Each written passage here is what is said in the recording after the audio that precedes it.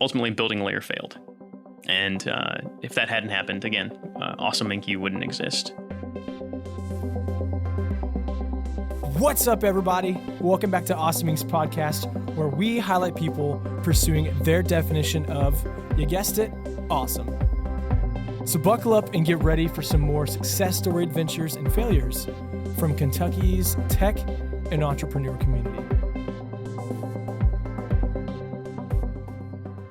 Hey guys, welcome to the Awesome Inc. podcast. I'm ecstatic. It is really early in the morning. Nick and I, we pulled an all-nighter after saving the world.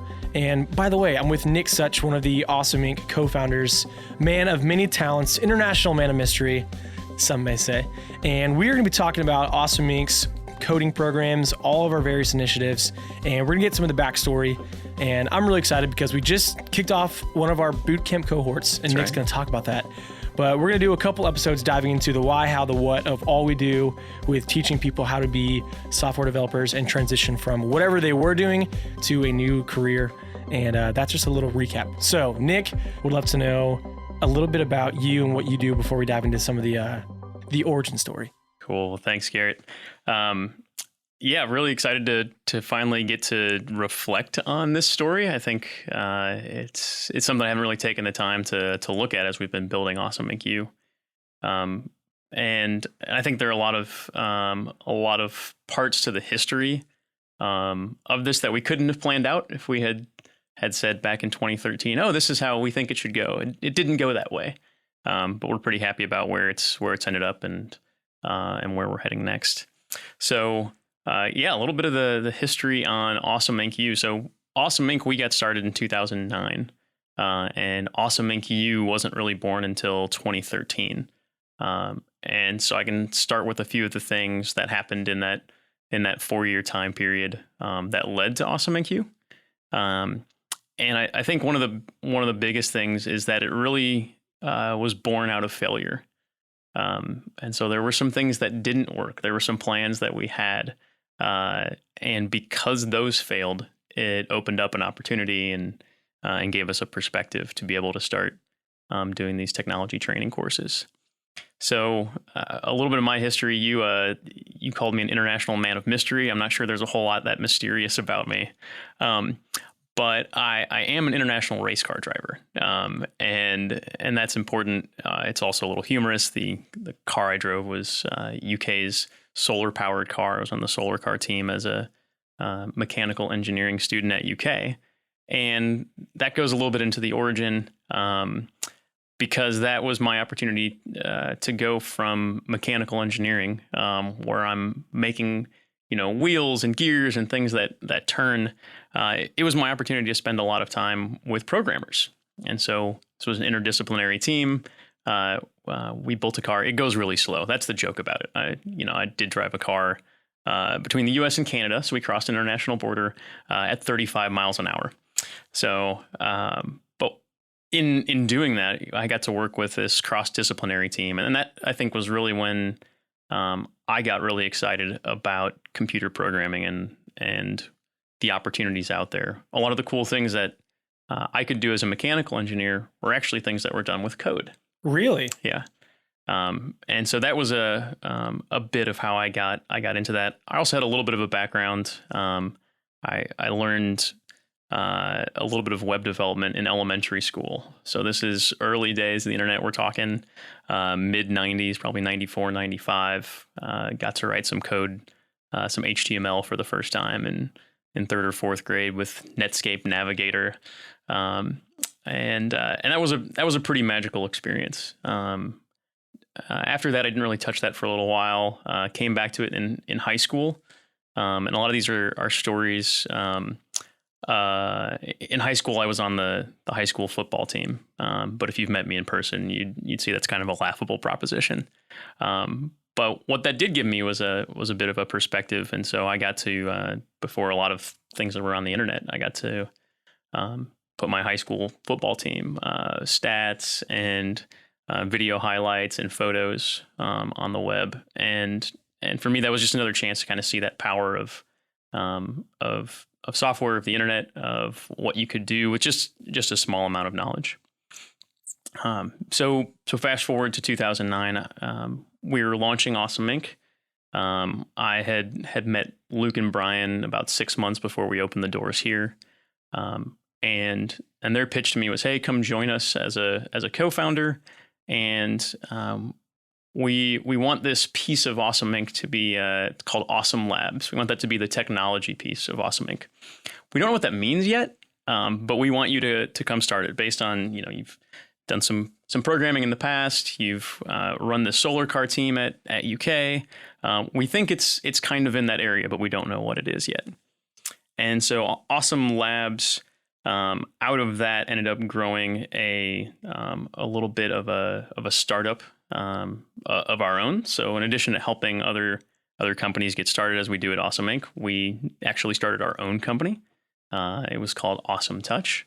We had to put the name Awesome in everything. Yeah, we really do put the name in everything. Yeah. And so that Awesome Touch project, actually, I got to use some of the connections I had from UK's College of Engineering and the solar car team to pitch that as a UK computer science program capstone project. Okay. And so engineering students, in order to graduate, one of the last classes they take are these capstone classes.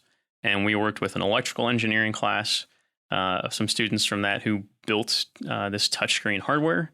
We built large format touchscreens, so 50-inch TVs, basically, that we turned into touchscreens. This was before the iPad, so touchscreens were new. It was kind of a big hype thing, and there wasn't a whole lot of commercial availability yet. I mean, the first iPhone came out in 2008 or 9? 2007. 2007, okay. Yeah. While I was a student, I remember, I think, listening to NPR when they talked about the announcement for that. Yeah. And so we got to kind of build in this environment where a lot of these things were new. But the other group of students we worked with was a group of computer science students, and they built software and found platforms to build it on. There wasn't an app store to build on for the hardware that we were using.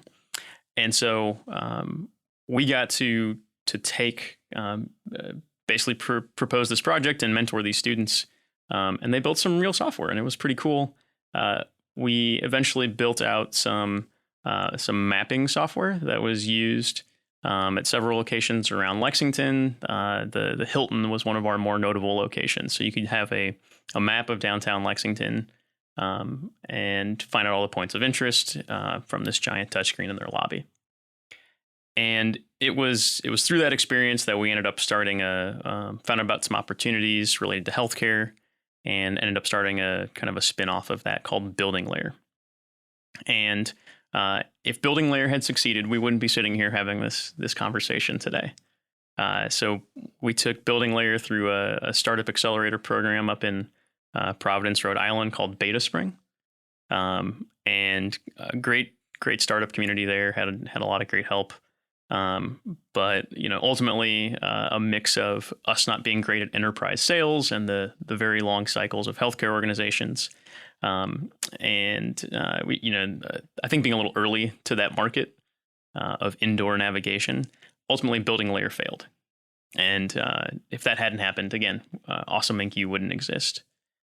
What happened though in that failure is I got to work with two great software engineers, John Kiffmeyer and Nolan Lancaster, who were co-founders with Brian and I in Building Layer. And as we were coming off of Building Layer and looking at what to do next, we realized that some of the technologies that we had learned how to use in that company were things that were in high demand by startups and by even folks who were already software engineers who need to learn some new skills. And so when we came back to Lexington around 2013, we decided to start putting together these courses. And a few other events came into play that made all of this possible. And I told you, hey, this was not a straight path. This was not, we wrote down this plan and everything happened as we expected.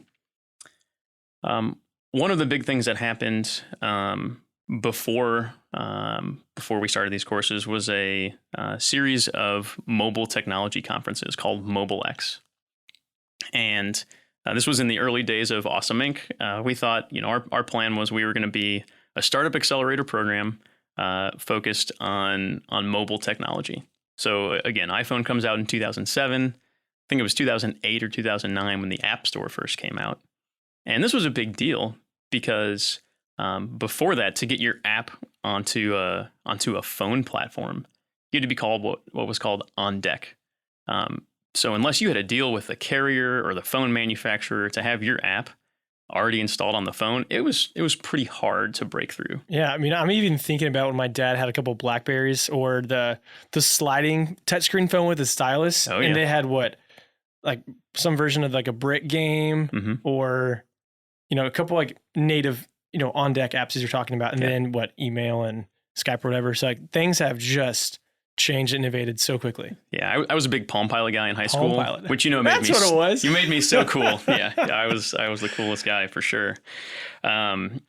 So with that, with Mobile X, Justin Rainey, one of the co-founders of Apex Software, lead mobile developer there, he'd gotten in really early. So as soon as the App Store, opened up, he was in there building iOS apps, and like no one knew how to do that. That was totally a brand new thing.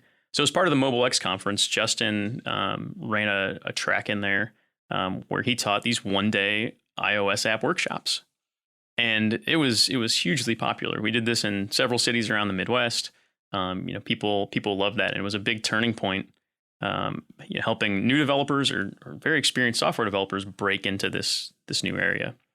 And so when we got started with Awesome Inc. U, we kind of had that as a foundation. And one of our first courses was Justin Rainey, this time outside of a Mobile X conference, but doing one-day iOS workshops. And that was really how we existed for the first year, was doing these one-day workshops in iOS, in website development, some basic HTML, CSS. We worked with John Meister and the Super Soul team on some game development workshops. And another event that happened around this time, where we went from testing the waters and with these one-day workshops, was Lexmark is a large employer in town, and they've had periods of success and and not so great runs, but this happened to be a time where they had some layoffs. And being such a large employer, Commerce Lexington worked with some of the folks from Lexmark to find softer landing places for some of those employees who'd been laid off, and there were a lot of really talented folks. Lexmark has attracted a lot of really smart people in different disciplines from all around the world. But it was at this event that Commerce Lexington put together, actually, where we launched both Awesome Inc. U and what became the Awesome Fellowship.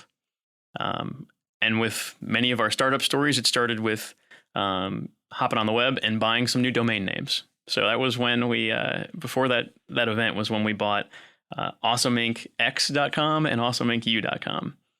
X for experience and U for university. And that was really, I think, if we put when did we officially start, it was that event. So that's what kind of makes it official. Once you have a domain name, you've hung your shingle. It's real. So moving on from there, we spent the first year or so doing these one-day courses. It was a great way to test the waters, to figure out what we wanted to do. It's a horrible business model. You do all this marketing, it takes a month or so to fill up 20 seats in a class, but then you've only got folks there for half a day. And the revenue that comes out of that, and really the depth of their learning, the transformation you're able to do, is pretty small in just half a day. So from there, we kind of looked at, okay, what should be next?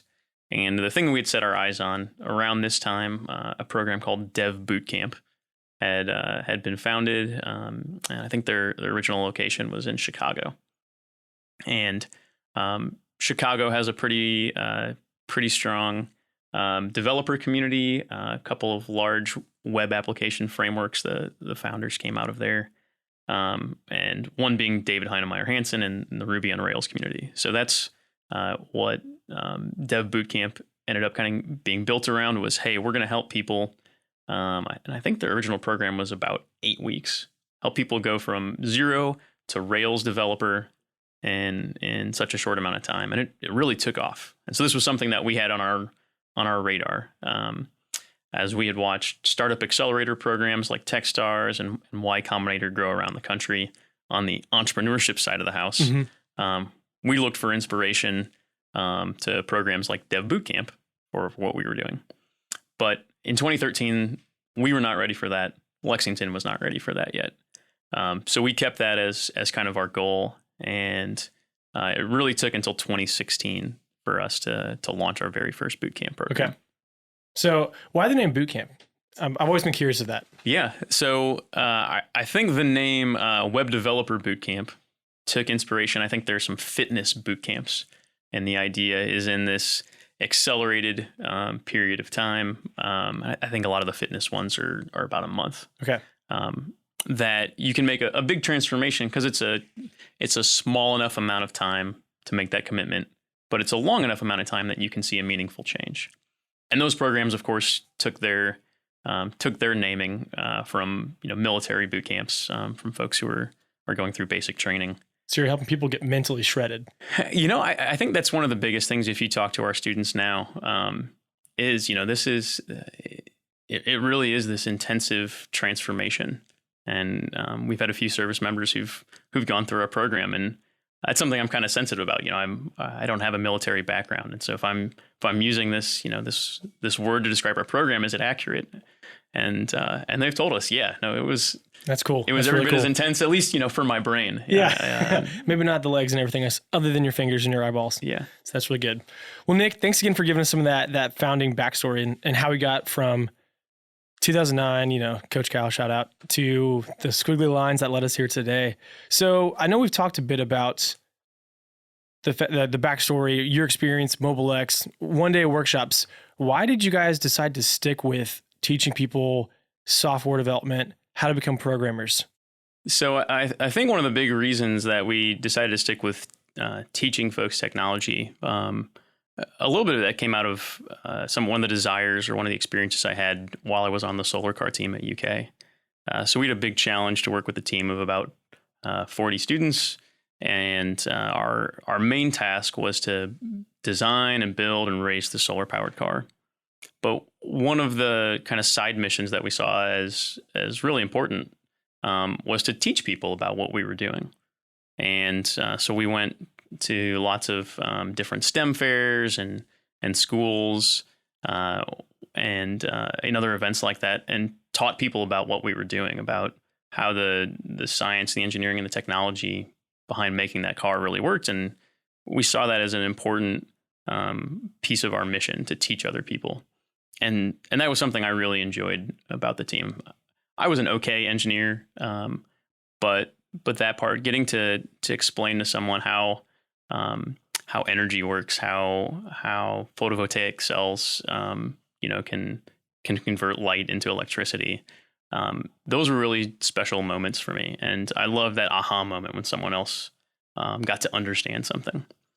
And so this was something I always thought, at the end of my career, I'm going to go back and teach, and it's going to be a lot of fun, be very fulfilling and rewarding.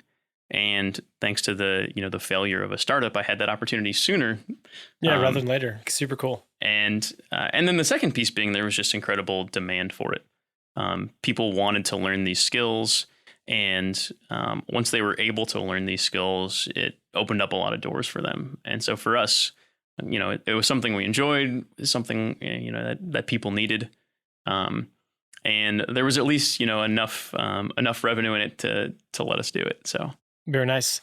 Nick, what would you say is a hurdle that your team has overcome with building a program that has pivoted from one-day workshops to now we teach people in a couple of weeks, actually a couple of months, how to have an entirely new skill set? Or is there something that the team is still overcoming? Yeah, so I guess I can speak a little bit more on what we do now. So the Web Developer Bootcamp program is one of several courses we offer with Awesome Inc. U. We do youth courses, a lot of really fun stuff there, and it's amazing to see what kids can pick up. We do a lot of work with middle and high school kids. we still do some smaller courses. So we have an intro to web development, an intro to design, which are 8 or 9 week evening courses, and really do help people kind of get that taste and see, hey, is this something that I want to go deeper in? And then our premier course, though, is our web developer bootcamp. So it's a 16-week career transformation course. And the folks who come into this are people who don't have a background typically in software development. So they come from a variety of different life experiences, different ages. So we've got students now in their late teens up into their 40s and 50s. And I think this kind of gets at one of the biggest hurdles we have is proving to people kind of the value of this short-term training and the ability of the folks who go through it to really be able to do the job of an entry-level software engineer. And that was a much harder thing in 2016. So when we were first getting started, we had heard of Dev Bootcamp, but that's what we had our eyes on. Employers in Central Kentucky had not. And so this idea that in 16 weeks you could help someone go from being, an accountant or a graphic designer, and then they would be ready to be a software developer that you could hire at the end of that. That was a bit of a leap for employers to latch onto when they were used to hiring people with a 4-year computer science degree. And one of the things that happened is, we are not the only boot camp in the world. So there, at this point, I think over 100 boot camps around the U.S. Since 2020, most of them have moved to online, but we really like that in-person experience. And I think that's one of the things that's helped us to overcome that hurdle is we really get to spend about 3 months with our students. And it's this immersive experience that ends up feeling a lot like working on a software engineering team. And I think that's been one of the biggest ways that we've overcome it is to look at this not just as an academic exercise, but more like on-the-job training. And so when our alumni get into an interview scenario, they can talk the talk. They're ready to jump in day one because really it's not day one for them. And I think the second thing I would give credit to is our alumni network. So we had a few folks in that very first program who trusted us a lot and have gone off and have been very successful in their careers. So Jason Mize is one of those folks. Kelly Wright, who works for APAC Software and has her own startup now. And Gary Deach, who's started his own business and been in several different startups. And even teaches with us in the Intro to Web. That very first class, they were the trailblazers. They took the leap with us. But now that they've gone off and been successful, and now we have 100 alumni out there working, that's been a really big help because a lot of employers, once they've hired one person out of the boot camp, they start to see the value. And really, this is a person mid-career who just happens to be new to technology. And so these are folks who are already great team members. They know how to work hard. They know how to get along with people. And we just help them to gain just enough technology skills to get in the door, and they are ready to keep learning on the job. They're just so hungry. So, our students are definitely what's helped us overcome that hurdle. Well, that's it, guys. Thank you so much for checking out this episode of Awesoming's podcast. And another quick thank you to Lee Rosevere and a few members from our community who provide the music that you hear in this show. Lastly, give us a follow on Instagram, Facebook, all that jazz. Or even better, come on down to our space. Come be a part of our community and get plugged in, and let's start something awesome together. You guys rock. We'll see you next time.